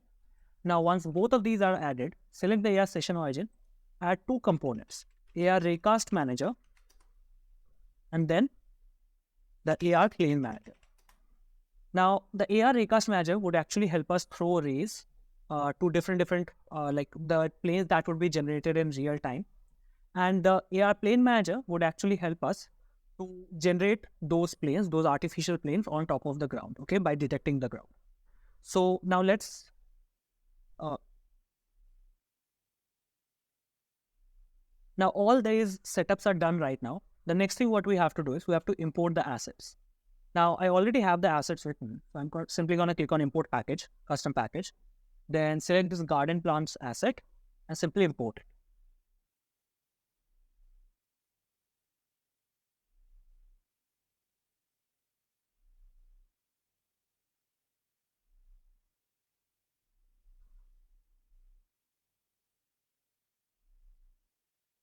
Now, once the assets have been imported, what you have to do is you have to create a few more folders. One would be for the scripts. Now, I'm going to create another folder for a material. Okay, so I'm going to show you what exactly I'm creating that folder for and what we have to do in there. So once the materials, just a second. So once the material folder is created, create a new material called plain material. Okay, so I'm going to call it plain transparent matte. Okay, and do one thing. Once you've selected this plain material, go to rendering mode and change it to transparent. And once you have done that, go to the albedo section. From there, you have this alpha channel, decrease it down to 0. That way you will have a fully transparent material on your hat. And once those things have been done, also you can try reducing the smoothness. And once all of these are done, what you can do is you can simply go to the hierarchy, right click in here, select XR, and then add an AR default plane. Now, make sure to prefab this AR default plane. But before that, what I'm going to do is I'm going to simply select this materials option in here and drag and drop this material options into the element 0. I mean the plain material into the element 0. Once that has been done, you have to create another folder called prefabs. And then you have to drag and drop this AR default plane and delete it from the hierarchy. And then select the AR session origin again and simply drag and drop this plain prefab, this AR default plane into the plain prefab folder that is available in the plane manager. Now, the reason I did this, because you will be able to visualize the planes that are being generated. Okay. So the planes would be transparent with a black border. You can totally see that in the demo at the very end of the video. So whenever you will be trying to scan your ground, multiple different planes will be generated, and those planes will have this transparent material. Okay, that will actually help you to visualize that, yeah, there are multiple planes that are being generated. And that's where if you shoot the recast, it should disable the plane and also place the plants. Okay, and we are going to implement that mechanism right now. Now, let me make you go through the prefab ones that contains all the plant models. So if you go to assets, you will find this folder called models. From there is this folder called plants, and in here you'll be able to find this prefab. Now, I think there are in total 12 plants that are totally available. Yeah, there are total 12 plants that are available. Now, the next thing you have to do is you have to write the script so that it can hold those plants and randomly place those plants onto the floor. So what I'm going to do is I'm going to go to a scripts folder, create a new script, and let's call it plant placement manager. Once the script is created, give it some time to compile. Once the script has compiled, what you can do is you can simply open the script in your editor. Now, I'm using Visual Studio Code for this. You can use Visual Studio ID 2 and any other ID that supports Unity engine. Okay, so let's understand what do we have to do in the script. Before that, let's understand what exactly are we going to implement. Now, the basic implementation would be after the ground planes are detected, right? After the grounds are detected and the planes are placed in there, whenever I tap on the screen, it should place the plants in that particular position. Okay. Now, of course, to make this happen, there are multiple components we have to work with. We have to work with the raycast manager, we have to work with the plane manager, and we also have to work with the session origin. And along with that, we also have to store all the hits, right? Whenever you tap on the screen, it should be it would be registered as a hit. So whenever the hit happens, it should store those positions in there. Okay. So let's implement this whole script. So the very first thing is we have to create a placeholder that would actually hold all those particular plant models in there. Okay. So to do that, you have to write a public variable. And you have to give it the data type of game object. Now it should be an array because we want to store multiple objects, and I'm going to call this variable as flowers, okay, because it will be storing all the flowers that are in there. Now save this and then go to your Unity engine. Add this particular script to your AR session origin and make sure to add on the plants that are already available. Okay, so I'm going to go to the prefab, and the easiest way to do is to directly drag and drop whole plant objects directly in that particular array. So before doing that, what I'm going to do is in the inspector menu at the right of it, you will be able to see this lock option. So just click on it. Now, if you select any of these models, or you can say prefab, it won't really change the inspector menu. And what you can do is you can select all of these models right here. And once you've selected those, you can directly drag and drop it inside this particular script. And you can see we got all the 12 elements, or you can say 12 plants directly inside this particular placeholder that we created as an array. Now, what you can do is you can again unlock all of these so that you don't have, it doesn't get stuck to that property. Now, once you have done that, go back to the script again. Now, once you've opened the script, you have to reference the plane managers that we have in here. Okay, we have to reference the plane manager, we have to reference the raycast manager, and also the AR session origin. So to do that, what you have to do is you have to write 3 more public variables that would contain public AR session origin. Okay, also I forgot, before this you have to include 2 different namespaces because it contains all the necessary functions for AR Foundation to be able to script it. Okay, so to do that, you can simply write using Unity engine .xr.ar foundation. Just a second. Yes, .ar foundation. And then you also have to add using Unity engine .xr.ar subsystem. Okay, so these 2 files, that is these 2 namespaces, contains all the important functionalities that we need AR Foundation to provide us. Okay, so for example, we have to create a new variable and we have to call it AR session origin. Okay, and we have to name it session origin. Now, this AR session origin component is a part of this AR Foundation namespace. Okay, similarly, you have to create another variable and we have to call it AR raycast manager. And I'm going to name this variable as raycast manager, and I'm going to create another script called AR plane manager because we will be doing a few tasks with the planes. That's why we are going to need the AR plan manager. Okay, so I'm going to name it plane manager. Once these variables are set up, what you can do is you can simply go to your Unity engine and then from there drag and drop the AR session origin in this component. Again, drag and drop the AR raycast manager and also the plane manager. Okay, once these managers have been added in here, the next thing you have to do is you have to write you actually have to create a list that would contain all the hit positions, right? All the raycast hits that have been done. Now, I will tell you what exactly is the significance of that. But for now, let's create that particular list. So you have to make it private list. It should be of type AR raycast hit. Okay. And then also name it, I'm going to name it raycast hits. And then I'm going to create a new object of it. So new list AR raycast hit, and we have created, or you can say initialized, our list in this particular scenario, in this particular script. Now we also have to write an update condition, okay, or you can say update loop, in which we have to check for if the person has tapped on the screen or not. Okay, so to do that, what you have to do is you have to write this update function in here.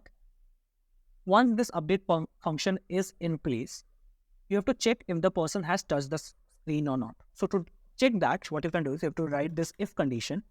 If input dot get touch, okay, and then you have to set the parameter of the touch index to 0, and then phase equals touch phase dot began. Okay, this means that if you have touched the screen or not. Okay, and if you have touched the screen, the next thing we want to do is we want to shoot a raycast. Okay, we want to shoot a raycast, and once the raycast has been shot, we want to place the objects, right, randomly. We want to randomly place the objects randomly, and then at the very end, what we want to do is we want to disable the plane manager, and also we want to remove all the planes, or you can say disable all the planes that have been generated. Okay, so that the planes don't really become a blockage to our visuals. So what we want to do is we want to disable the planes and the plane manager. And the reason why we want to disable the plane manager is because we don't want the planes to be generated all over again. Okay, once they have been disabled. So that's why. Now let's get to the first part. We want to shoot the raycast, right? So what we have to do is we have to reference the raycast manager. So what I'm going to do is I'm going to reference the raycast manager as raycast manager. Then I'm going to click put the dot and ask for the raycast function. Inside that raycast function, you have to pass this input dot mouse position. Okay.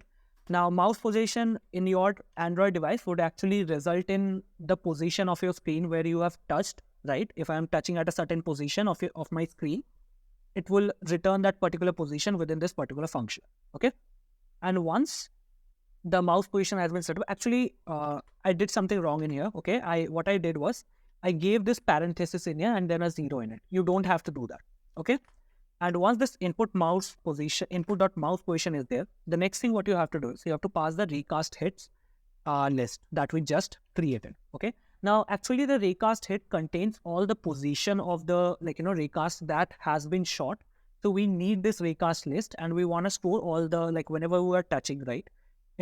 Whenever our touch has happened, it is shooting a raycast. So we need to store that raycast into a certain variable, or you can say into a certain list, right? Because we want to access that raycast hit, because it will be giving us the position. And whenever we touch, right, at wherever position we are touching, we want the plant to be placed in that position. So raycast hit is actually going to return us those position. Okay, so we are going to need the raycast hits, and then what we have to do is you have to set the trackable type to plane with polygons, within more polygons. Okay, and once this has been done, terminate the statement with an semicolon. Now this is going to return a Boolean value. Okay, this is actually going to return us a Boolean value. Now as this function, as this script, or you can say statement we wrote is going to return us a Boolean value, what we have to do is we have to store it in a variable, Boolean variable. So I'm going to call it collision variable, right? So whenever this particular collision Boolean is true, what we want to do is we want to place those objects. Okay, we want to place those objects on our ground. If collision game object, I'm going to call this as object. You can also call it as a flower. I am going to instantiate that particular object. Okay, instantiate flowers. Now take the index of the flowers, and now what we want to do is we want to generate a random number from 0 to the n-1, that is the length -1, so that we are able to get all the flowers from that scenario. So random dot range 0, flowers dot length -1. So that way we'll be able to get all the flowers randomly, and we'll be able to instantiate them. And once these flowers have been instantiated, what we want to do is we want to set their position to where we have actually tabbed.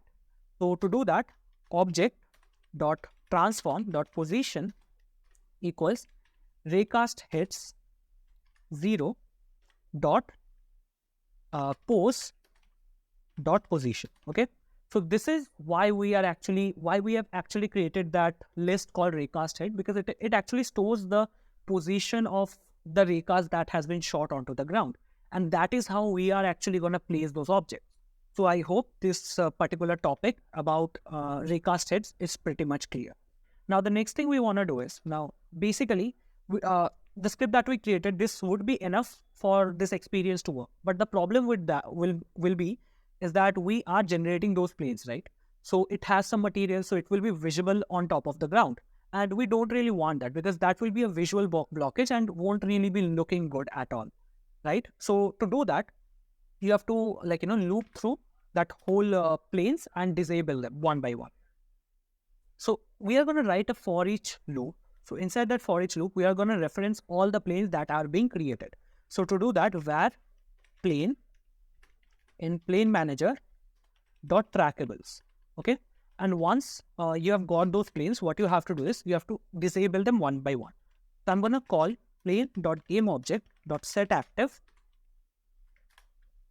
and set it to false. So whenever the whatever number of planes that have been generated, they get disabled as soon as I touch the particular screen. Okay. And then what we want to do is, after the planes have been disabled, we want to disable the plane manager also. Plane manager dot enabled equals false. So that way, after you disable the planes, we are disabling the plane manager because we don't want any more planes to be generated. Okay. And now that we are done with the script, what you can do is you can simply save this particular script and go to a Unity engine editor and just make sure you have added all the flowers and also all the components that were there, that is the managers.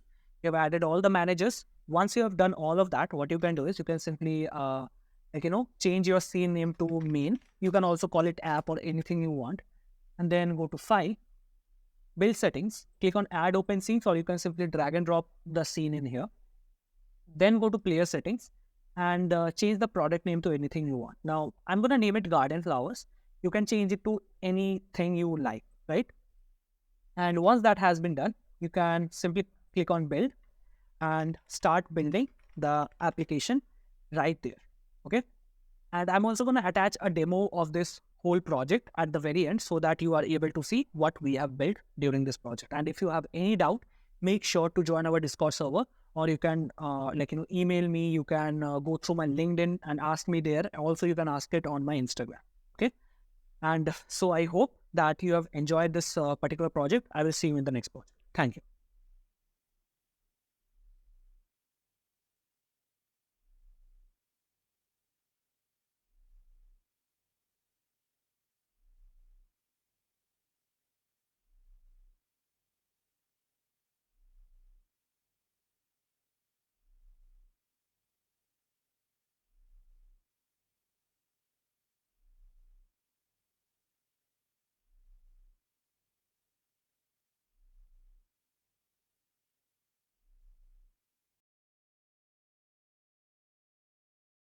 Hey everyone, welcome to this lecture.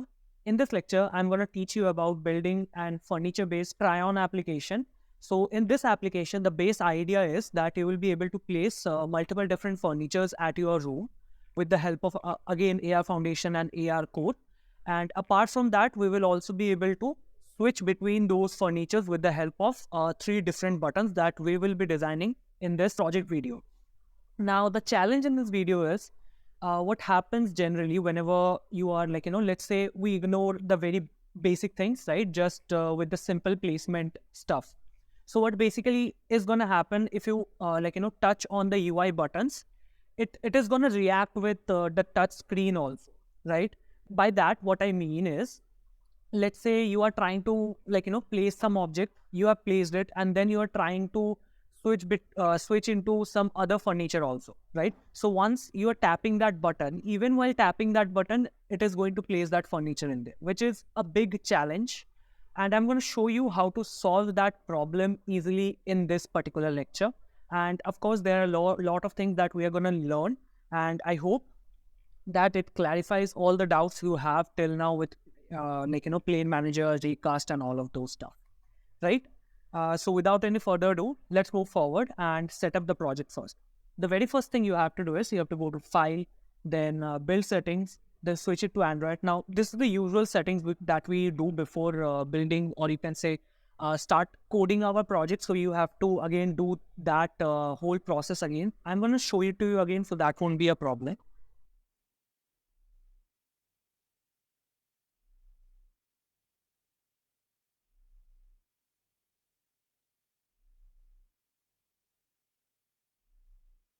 Now, once your build platform has been switched to Android, the next thing you have to do is you have to install the AR Foundation and the AR Core XR plugin. So to do that, just go to Windows, then Package Manager, go to your Unity registry. Now it will take a few seconds to fetch the recent packages, right? So give it the time it needs. And once it does that, what you have to do is search for AR Foundation. Now install that particular plugin, and once AR Foundation has been installed, you have to install something called AR Core XR plugin. Now let's say if you also want to build for iOS devices, then along with the AR Core plugin, you also have to install AR Kit plugin, right? Other than that, there's the only difference is that you have to set up the build settings for iOS separately. That's it. There are no more, like, you don't have to put any more changes within your project. So once AR Foundation has been installed, you have to install AR Core XR plugin. So search for it, simply install it, that's it.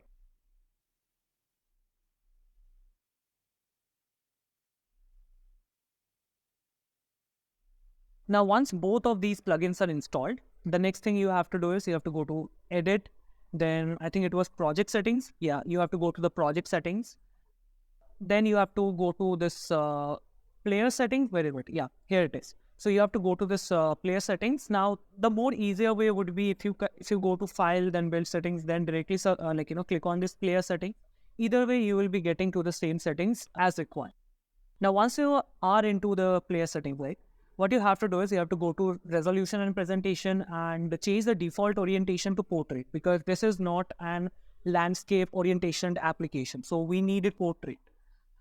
Apart from that, you have to go to other settings, uncheck this autographics API, because as of now, Vulkan is not really supported. But recently at Google I/O, Google announced that the future versions of AR Core will be supporting Vulkan. But the current version we are using doesn't really support Vulkan graphics API. So simply just remove it. Now, apart from that, we got multi-threaded rendering. Uncheck it. We don't need it. Then from there, you have to go to this minimum API level, change it to Android 7.0, that is API level 24, because that's the bare minimum Android version AR Core requires to run. Apart from that, we got the scripting backend. You have to change it to IL to CPP, because currently it is set up in Mono. And once you have done that, you have to go to this ARM64 and make sure to check it, right? Make sure it is enabled, because ARM64 helps you get the 64-bit architecture support. Now from there, almost every settings are configured. The next thing you have to do is you have to go to XR plugin management and make sure to turn on AR Core plugin provider. And that's it. Your project, that is build settings, is set up properly. Now, what you have to do is you have to add the current scene to your build settings. So I'm simply gonna click on add open scenes. So that way we set up our whole build process. Now let's import the assets, right? Let's design the UI first, then we will get into the coding part. So again, I have packaged the assets into a small Unity package called Furnish AR.Unity package. Now all these assets are already available in the LMS. So to download these assets, you have to go to the LMS and get these assets for yourself. Now, just simply drag and drop this Furnish AR asset, or you can say Unity package, into your project folder and simply click on import. The next thing you have to do is just simply go to the assets folder. You will be finding two more different folders. One is for the UI. It contains 3 different UI buttons. And then we have the furnitures, which actually contain the models that we have. Now, if you see on your right side, you should be able to see this small window for visualizing the prefabs. Now, in most of the cases, it might happen that you might not find this window. That's because sometimes it's minimized. So you have to go at the bottom and you can see that there's this 2 very small lines. You have to drag it to the top and you'll be able to visualize your furniture model. Okay, similarly, I got another one that is this light brown one. And then again, there's another one called this white sofa. Now, this white sofa looks much better than the other 3, of course. But Yeah, this is how you can visualize these sofas. And you can also drag and drop it to the scene if you want. Okay. Now let's delete it for now because we are not going to need it as of now. The next thing we have to do is we have to create the user interface. Okay. Now the base idea behind the user interface would be to switch between these models, right? To switch between these three models. Now let's create the UI first. The very first thing you have to do that I would suggest, right? This is what I actually do is I dock my game window to the right side. Okay. Then from there, you can see there's this drop down called free aspect, right? Now we don't really need this free aspect. What we want is we want to use a template. Now, if you haven't really added a template, a custom template to your game window, you can either use one of the already provided templates, but I have added a few of these in my Unity project, so I'm going to use that. Now, I've shifted to one of my templates, and once the template is open, there's another thing you should do is in the scene window, you should be able to find this 2D mode. Okay, so simply switch to the 2D mode because that would be really helpful while designing the user interfaces or doing anything in 2D. Okay, so once these are done, the next thing you have to do is you have to create a canvas. Now, simply right click in the hierarchy, go to UI, and then create a canvas component, or you can say canvas game object. Now, once you've created a canvas, there are two things. Okay, one is this canvas. Now, this canvas is responsible for setting up the UI and doing all the stuff regarding the UI. But this event system is a very important part. The reason why it is very important, the event system actually handles all the events that is happening within your user interface, right? For example, the tap of a button. If this event system is not available, what is going to happen is you will not be able to interact with the user interface at all. So it is very important to have the event system if you want to interact with the UI within your Unity project. But apart from that, that's it. And now if we take a look at the canvas, we got this something called canvas scaler. Now in here, you should be able to find something called UI scale mode. This is a very important thing, okay? Because constant pixel size is doesn't really make your UI responsive. So you have to change it to scale with screen size, which is gonna help you create a more responsive user interface for your application. Once you've switched your UI scale mode to scale with screen size, the next thing you actually have to do is create 3 buttons. Now you can either use the default buttons that Unity or TextMesh Pro provides us with, but here's what I would suggest is going for an image, then adding a button component to it. It makes it much more easier because if you go with a button component, a predefined button by Unity or TextMesh Pro, it's going to take you a lot of time just to set the UI to it, delete, and that's a lot of hassle that we don't want to go right now into. Okay, so here's what we are going to do. Select the canvas, right click, go to UI, add an image. Okay, now I think the proper size of the image would be 200 by 200. So simply go to this width and height option and change it to 200 by 200.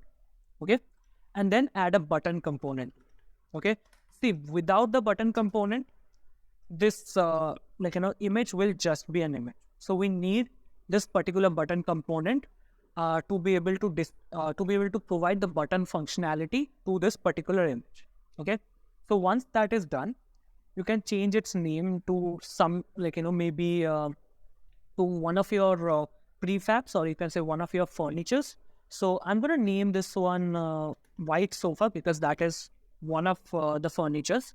And once you've named this, just save your scene.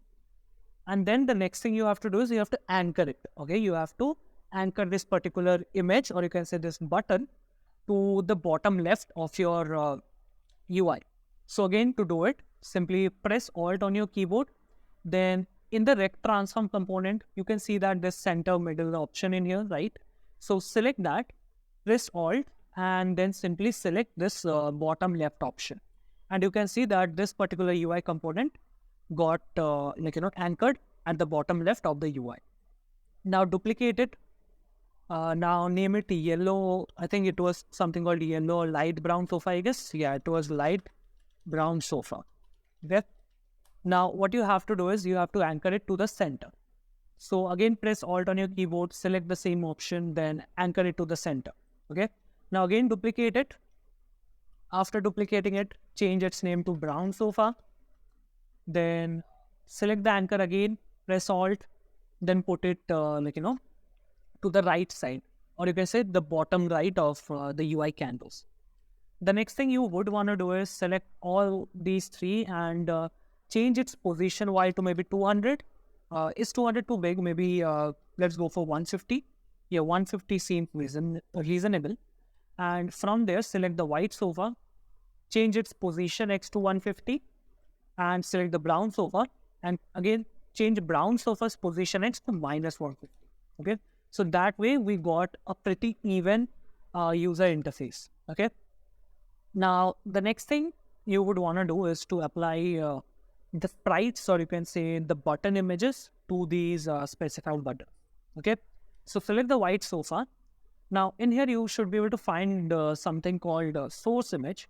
Now here's a little dot in here, so select that dot and you should be able to find all the sprite or images that are already available. So I'm going to search for sofa right here, and you can see that we got the option for 3 different sofas. Now the first button would be for the white sofa, so I'm going to select the white sofa. The second one would be for the light brown sofa, so I'm going to check for the light brown sofa, and then I'm going to check for the third one, I'm going to check for the simple brown sofa. And again, it is already available on the top, so I don't really have to search for it. And this way, you set up your user interface properly. Okay.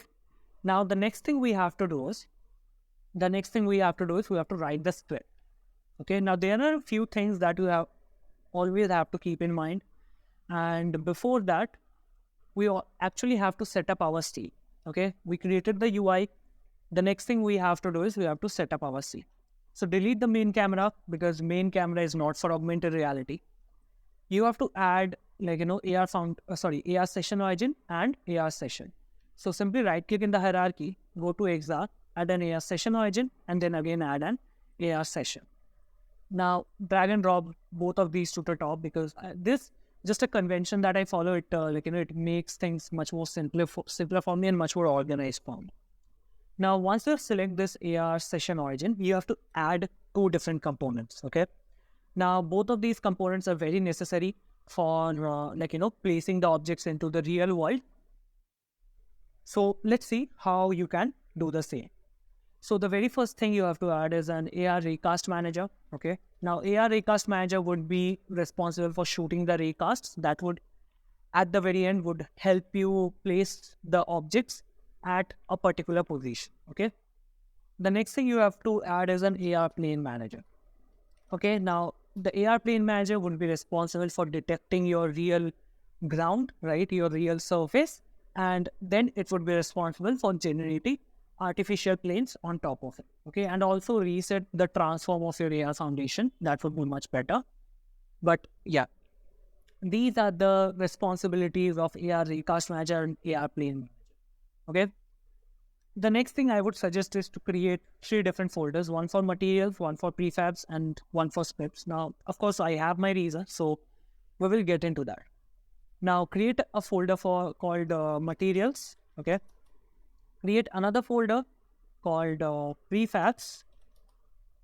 Sorry, I think I named it wrong. Yeah, prefabs. Then create another for scripts. Okay. Now, scripts will be storing the script files, the prefabs will be storing the prefabbing files, and the materials will be storing the material files. Okay. Now, the next thing we want to do is we want to visualize the planes that are being generated. Okay. So how can you do that? It's again pretty simple. Just right click in the hierarchy, go to XR, add an AR default plane. Okay. Simply, the next thing what you can do is you can assign a material to it. It already has a material, okay, but I wouldn't really suggest you going for that material. So go to your materials folder, create a new material. So I'm gonna create a new material and I'm gonna call it plane mat. Okay. Now I want it to be transparent. So in the materials, I'm gonna go to rendering mode. change it to transparent, and then I'm gonna convert its alpha value to full 0. Okay. Now the next thing I want to do is I am going to select this AR default plane, go to its material section, simply drag and drop my material up in here. And then if I go to prefab, I simply have to drag and drop this AR default plane into the prefabs folder, and it will be converted into a prefab. Okay. Now once that has been done, go to your AR session origin and add this AR default plane to this plane prefab reference variable. Okay. So this is it. We actually properly set up our whole project so that it can support AR Foundation, and we also set up our UI. So what's next? Okay. The next thing is we have to now learn to place the object, right? Switch between those objects, and we have to switch it in a way so that it doesn't really affect the placement of our objects. Okay. Because there is a technique to do that. Now why am I saying this?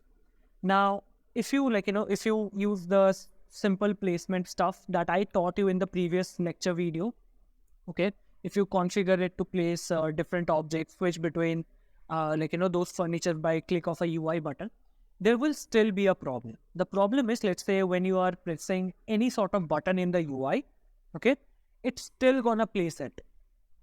Of course it's gonna change, but it's still gonna place it when you are pressing at that button. Now, that is not a behavior we want.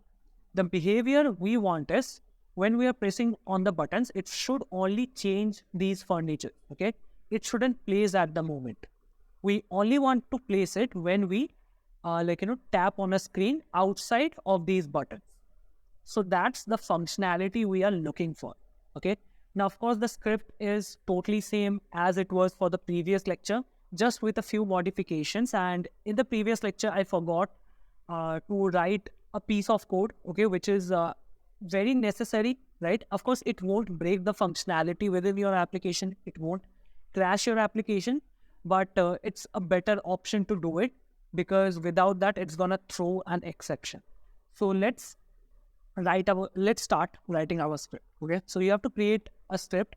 I'm gonna name it let's say, what should I name it? Let's name it Furniture Placement Manager. Okay.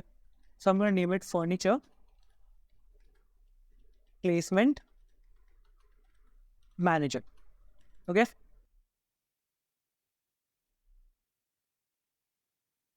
Now simply open the script in your Visual Studio Code, and once you've opened it, just remove the start and update method. Okay, because believe me, it just makes things much more cluttery. Just a second, it's returning some errors for some reason. So let me restart the editor once, because sometimes it happens with Visual Studio Code. This doesn't really happen with Visual Studio all the time, but I have seen it happening with Visual Studio Code all the time. So yeah, let's remove the start and update method. The next thing you want to do is you want to define a few variables. Okay, but before that, you have to include a few namespaces.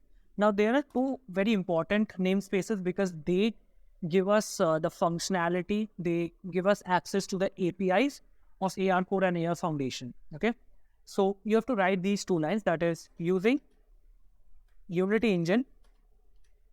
Just again, Unity Engine .xr.ar Foundation, and also add Unity Engine .xr.ar subsystems.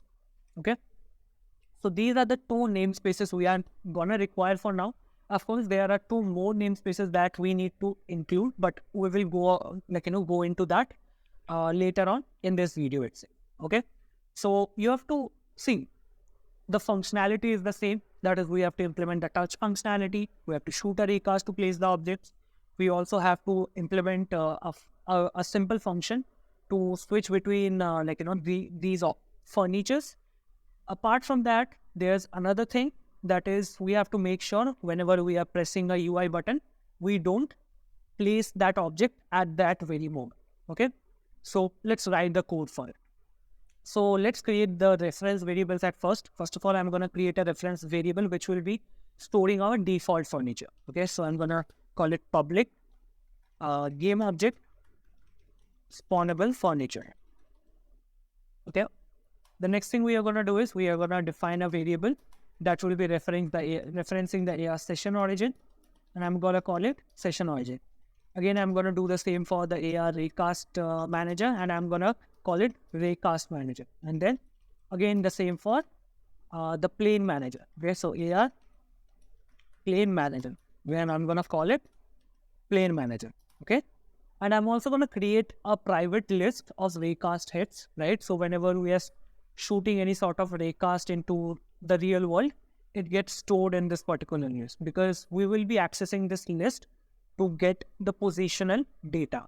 So private list AR raycast hit, I'm going to call it raycast hits equals new list raycast hit, and voila, we actually initialized all the particular variables that we are going to need. Okay, so save the script, go to your Unity engine and let it load. Now make sure to attach the script to your AR session origin. Now simply drag and drop the components in here, that is the session origin, then the raycast manager, and then the plane manager. And select the default furniture. You can select this particular dot option in here, go to the assets and select the default furniture you want to have. Now I want to have the white sofa as the default furniture. Okay, so I have select set the spawnable furniture to the white sofa. Now once these are done, we have to write the functionality so that we are able to place the object into the real world. Okay, so I'm going to explain the logic very briefly, so keep your ears open and try to understand it properly. So write this update method. The very first thing you have to check for, and this is what I missed in the previous lecture, okay, you have to check for if there are any touch on the screen. Okay, then only you have to look for if the person has touched on it or not. Okay, so first of all, you have to look for if there are any sort of touch that has happened or is happening within your particular application. So to do that, you have to write this if condition, if input dot touch count is greater than 0. Okay, and if there are one or more touches, what we want to do is we want to start, that is, we want to check if the touch has happened or not.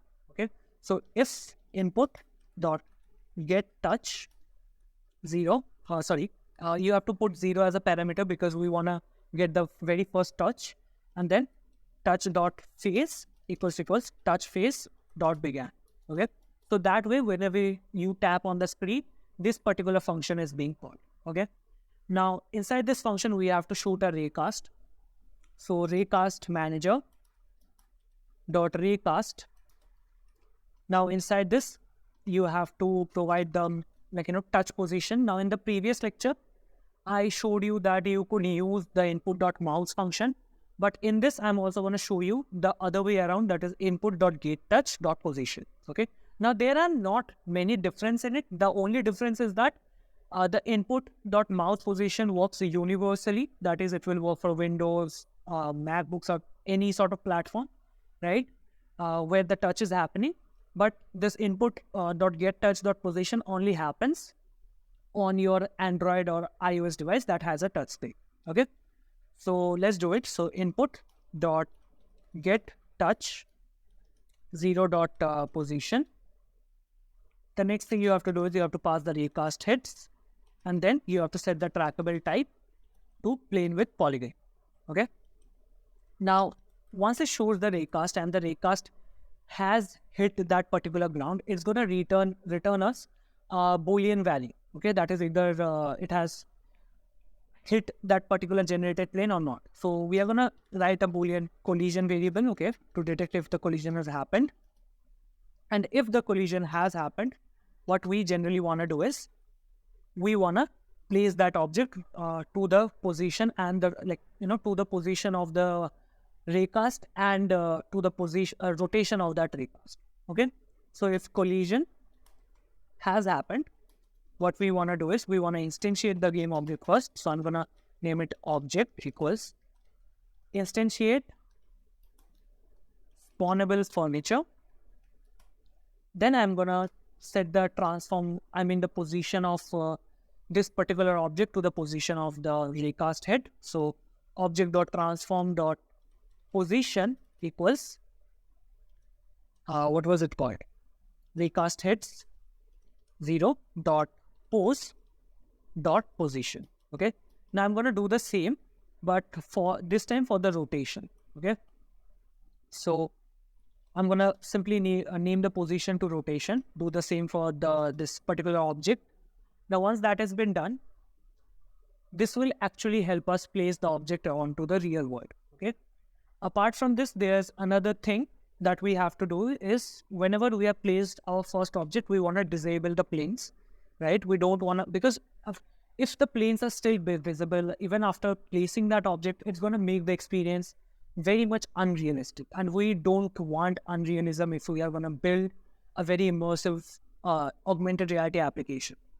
So to do that, you have to loop through the place that has been generated. So for each var planes in plane manager dot trackables. Now these trackables actually store all the planes that has been generated. So you have to do it like this: planes dot game object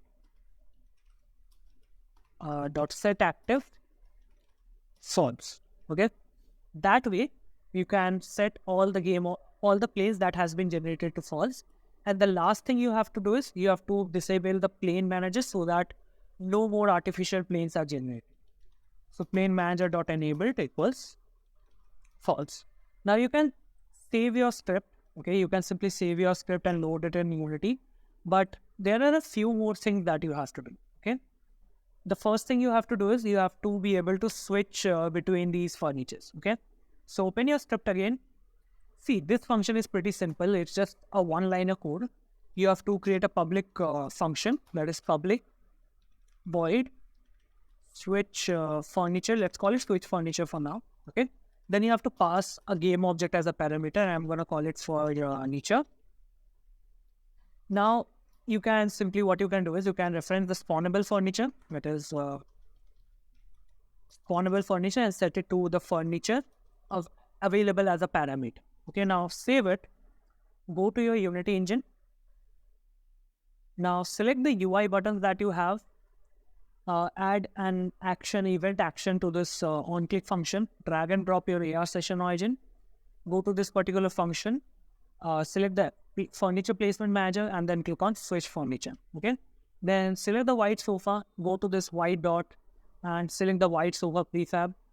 Now do the same for the light brown one too. Then again the same for the brown sofa. Now once these are done, you should be able to successfully switch between those objects. Okay, but there's still a problem. Okay, now see, this script is enough for you to be able to place detect planes, then place these furnitures over to your place. But right now the problem that persists is, even if you click, like while you are clicking on the UI, let's say if I'm clicking on the UI right now, the object will be placed at that moment. Now this is not something we want. There's a very unexpected behavior and a very bad behavior also. We don't want that kind of behavior in our application. So you have to create a very simple Boolean function that would check if your button has been pressed or not. Okay, and if your button has been pressed, if your button is being pressed, you don't want to place at that moment. If your button is not being pressed, then only you want to place it. Okay, so you have to write this particular function, public bool. Bool is the return type of that function because we'll be returning a Boolean type that is it would either be a false or either be a true. And then you have to name that function. I'm going to call it is button pressed. Now before writing the code inside it, okay, you have to add two more namespaces. One is for accessing the UI button, that is using Unity engine dot UI. Then also add an event system to unit, because that's how we will be accessing the button. So Unity engine dot, I think it was called event systems. Yeah, this is it. Now once you've added these two namespaces right here, let's code this particular function. Okay, so if event system dot current dot current selected game object. Now we are going to put this question mark in here. Now this question mark is more of a short form for null check. Okay, then we have to get the component. Now I feel like if you don't want to use this question mark, you can also use another option called try get component. But for now, as I have already used this question mark, I'm gonna use the get component in here. Okay, so get component. Now inside this, we have to get the button component because that's the UI component we will be pressing on. Okay, then I'm gonna check if it is null. Okay, now if the button is null, we want to return false. That is, if we haven't pressed on the button, we want to return false, and if we have pressed on it, then we are gonna return true. Okay, as simple as that. Now the next thing you have to do is you have to go to this if condition where the collision is being checked. You have to add this AND operator, and then you have to check if the button pressed is false or not. So is button pressed equals false. So that way we have completed our script, and this script is actually going to help us to place the object properly without the UI interfering us anymore. Okay, the next thing you have to do is you have to click on file, click on build settings. Then if you already haven't added the sample scene, you have to add that particular scene you are working on. Then you have to click on build, and you can name anything your build. Now the better way, this is I make use of this particular method. I create a new folder. Okay, I create a new folder called builds. Now this builds folder contains all the builds that I made. Okay, that way it's I am able to keep track of all the builds that I have built in the previous implementations. That way I can test for the bugs and all of that. So it's a pretty handful method. So yeah, that's about it. This will build the application, and after it builds, I will try it on and put attach a video of the demo to to the end of this video. So that's it for this lecture. Thank you.